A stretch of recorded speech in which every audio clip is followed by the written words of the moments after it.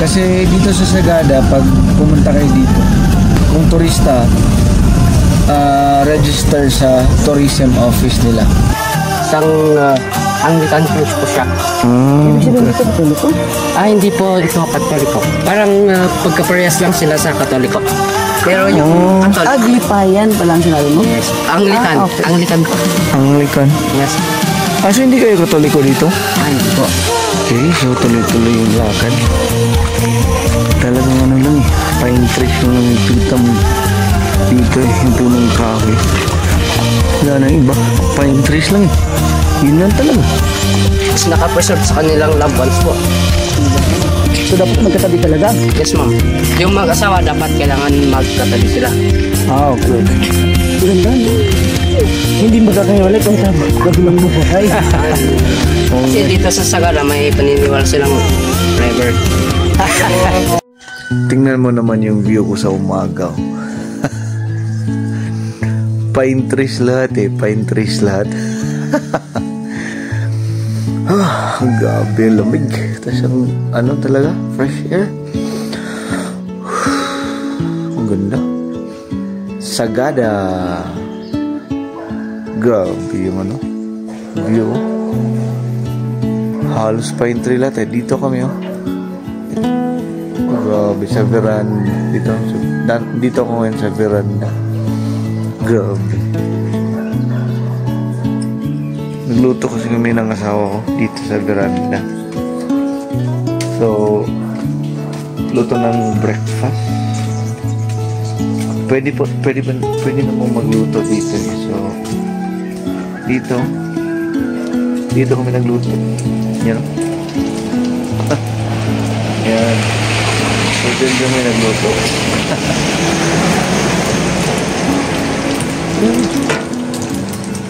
Okay, so good morning. Simulan na namin yung tour. Tara, ano muna tayo pa-register. Sige. First stop namin is registration muna. Kasi dito sa Sagada, pag pumunta kayo dito,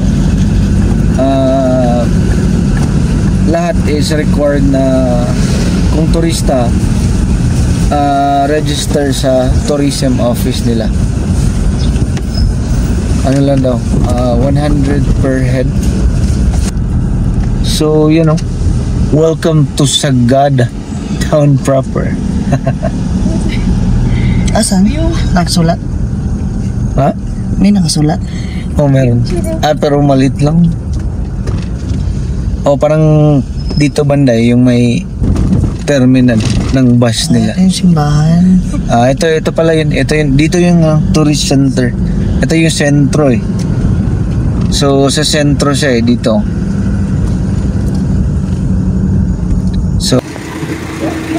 So tara, yung unang gawin is bayad sa tourism. Ito yung tourism Ano lang siya, nasa sentro ng Sagada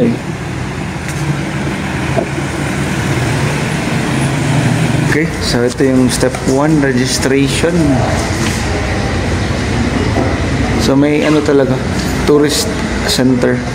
So bali, first step is registration.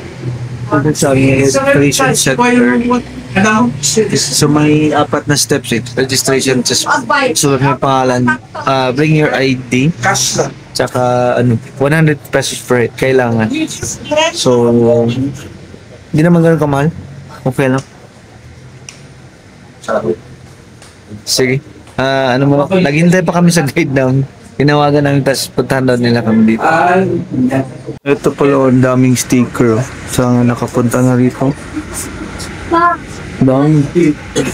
Dikit kami dito. Talagang ang dami na nakapunta. Grabe. Dikit tayo mamaya. Okay. Dikit tayo ng sticker. Gains.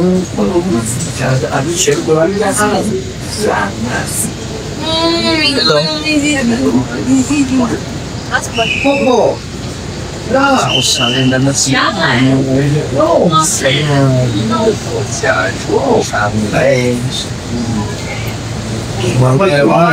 Sagada. So yun nga, tapos na kaming magbayad ng registration. Ano muna kami?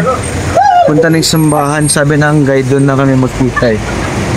So tara, let's go to Sagada Church. Tara. Yun yung usapan namin. O, doon daw kami magkita sa guide. Sa ano? Oo, pero magpapark din po kayo. Apo. 50 pesos? Sige po.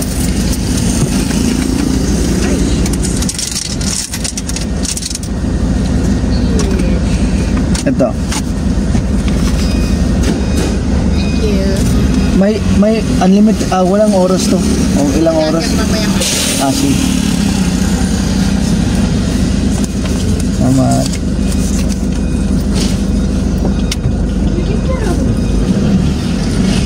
So, pasok tayo sa simbahan. Okay. So, dito pala yung parang parking space ng mga bus. GL Trans. So, yung bus pala dito na galing Quezon City is Coda. Yung pangalan is Coda. Coda Transit. Coda. Yung sasakyan. So, park tayo dito sa church. Kung may sasakyan kayo, dito kayo mag-park. Kung may kayo. Kung naka-check-in naman kayo, pwede naman doon lang iwan sa resort mo. Pero medyo malayo kasi dito yung sentro sa tinitirahan namin. So, dinala namin yung sasakyan namin. 50 pesos yung parking fee. Hanggang hapon na daw. So, tara. Dito tayo sa simbahan.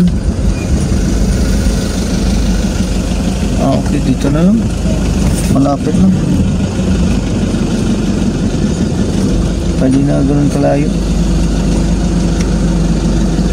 Sagadahan Kapins po.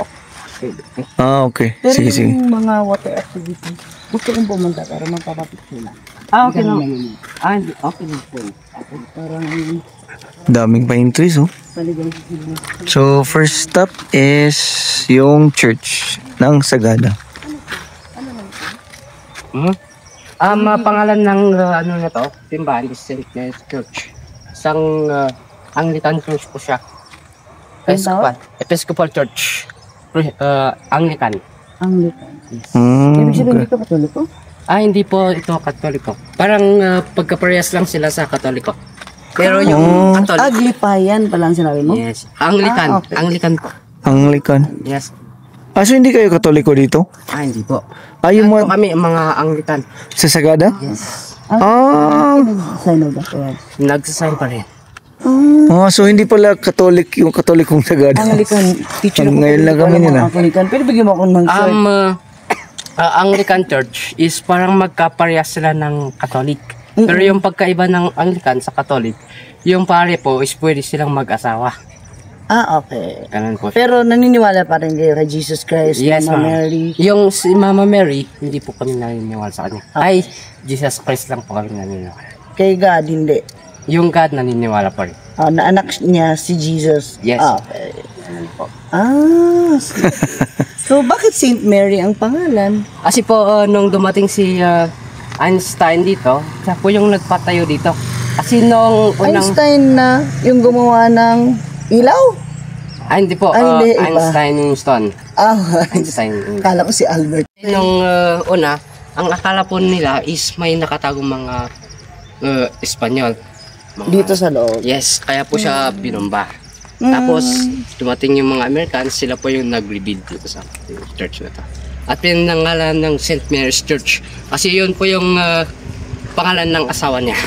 Ni Einstein. Yes. So, ang nagtataga nito ni Einstein.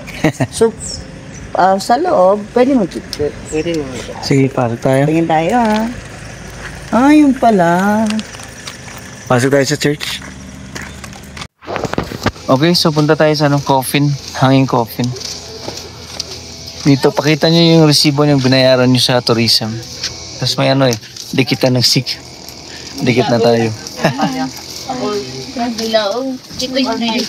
Ito po. Pwedeng magdikit ng sticker. Ayos po. Sige. Dikit tayo. Doon na lang pala kung di siya maalis. Kasi pag Ay, maliit na yung sticker. So, dikit natin. 5. O, pasok lahat ang 5. Para masabi natin Balboy was here with family. Ito, sa kanya kahit lang. Yan o. Dikit natin. Kaya kas check ito. Black Valley. Yes. Buron muna tapos ibigay. Ito tayo ng sementeryo. Instead of candles po yung ginagamit po nila is mga firewoods na lang. Hindi sila gumagamit ng mga candles. Ito po. Then yung mga bakante naman na makikita natin sa mga yan is naka-preserve sa kanilang loved ones po. So, dapat magkatabi talaga. Yes, ma'am. Yung mga asawa dapat kailangan magkatabi sila. Okay. Ang ganda, no? Hindi magkakahiwalay kahit gabi ng buhay. Hindi naman. Kasi dito sa Sagara may paniniwala silang forever. Hello. Ano? Sige. Sa gada may paliw. Picture mo kami saglit, please. So, hike tayo. Talagang lakaran lang ng yung tour na pinili namin ng Paitukan. Ito yung cemetery, no? So, ang tour, mag-uumpisa. Ano daw? Yung mga taga rito naniniwala ng May mas forever. yung mga bagas nila mga Ha? Garo kaga? yes, ma'am. Para makita yung sunrise. Saka yung sea of cloud. Gano'n kalayo yun? Gano'n kalayo? May borrow kills only. Isang oras lang po siya, ma'am. Lalakarin mo? Yes, ma'am. Oh, wala pa lang mataba dito sa inyo. Puro lakad eh. Hindi ko ito mataba dito. Ano, ma'am? Mga tour guide nga kagayo, matataba ko lang. Nakabili mo lakad kami lakad.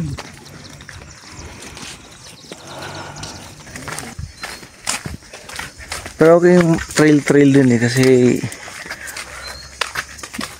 pawalan ng lamig. Di ba?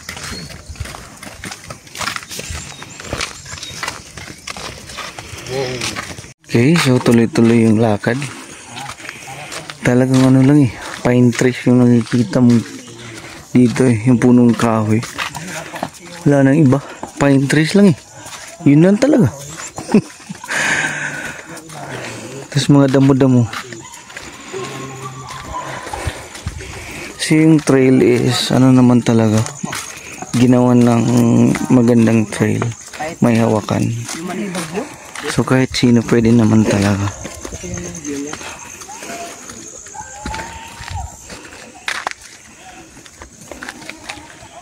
Ang lalim. Paano na kami? Parang papunta yata ng hanging coffin So tara, let's go.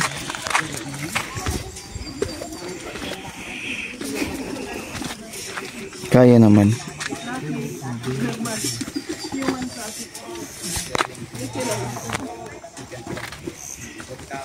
Sige. Pwede pala mag-rock climb dito. Pero parang ibang bayad. Pwede naman. Mataas siya.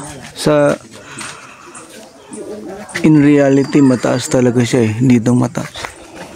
Nakatry na ako ng ganito Ano siya? Okay Laki ng aso. No! Laki. Okay. Ito pala siya Ito pala siya. Lasing kasama So nag-overtake kami. Ay, hindi pala. Pabalik sila. Bali pa ikot. Iba pala yung dinaanan nila. Kami dito. So pwedeng doon din yung daan. pabalik. Oh, grabe yung pine trees. Oh. Woo! May mga ginagawa dito. Sige, diretso lang tayo. So ito na tayo. Nakakaingal. Ano yung hanging coffin?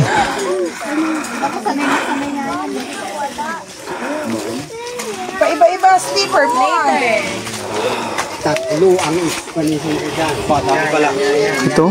Kasi mostly sa mga explanation ng mga tour guys, dito sa town yung explanation ni Dr. Scott. Ito pala. Ginawa ni Dr. Scott na dito. Kaya. Okay. Okay, so tuloy-tuloy pa rin. Tuloy-tuloy. So talagang pababa yung trail. Parang ano kami nito eh. Trailing eh.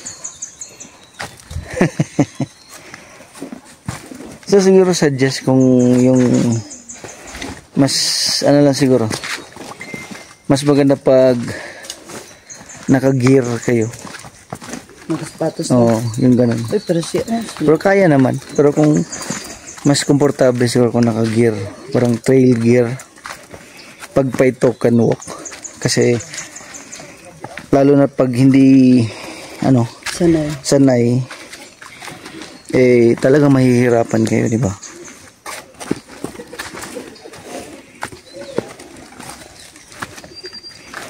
So kami as family, Hindi kami sanay. ako sanay ako. Ay, sorry. Kasi nag-mountain climbing ako Ay, nung sorry una. naman.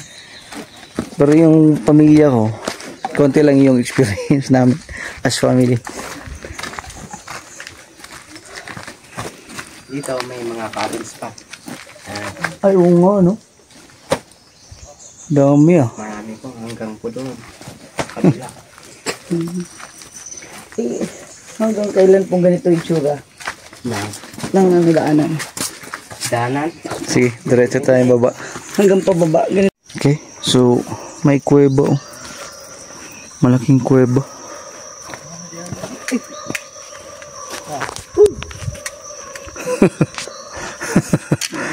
Slide? Slide dito.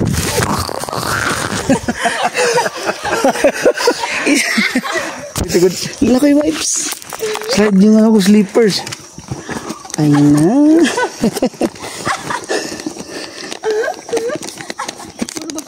Kung makatawa kayo, hindi wala pa bang iba nakakapak. Si Papa lang. Ba't tayo mo doon nakin yung slippers? Pareha kita. Sino? May kuweba. Pero parang may memory ako dito.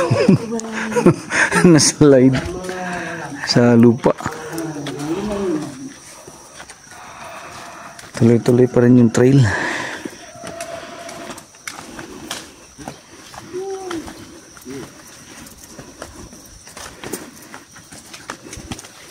Parang yung ano, yung Paitukan Walk is maganda sa mga mahilig sa trail.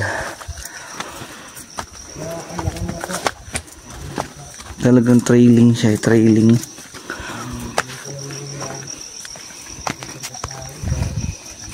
Okay. So mga ano na kami. Siguro mga 45 minutes walk na kami. Kung saan kami nanggaling hanggang dito. 45 minutes.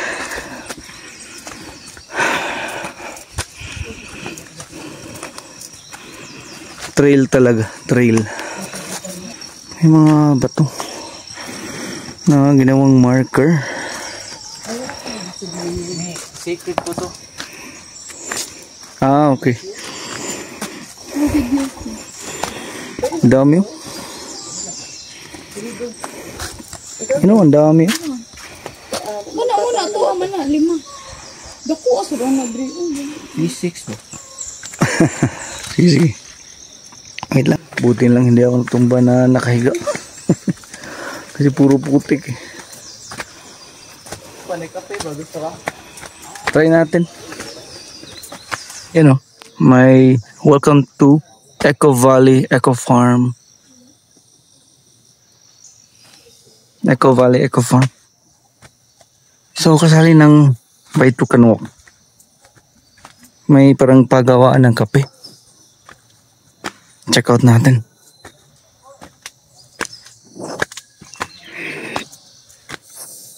Hiningal ako. Ha? Ito. Eh.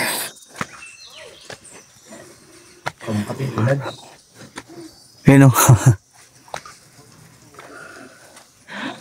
Check natin.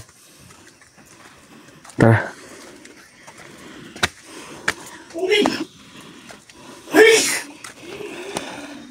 Ayun.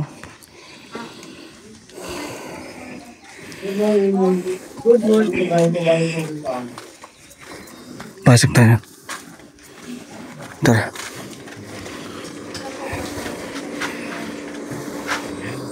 Bili tayo.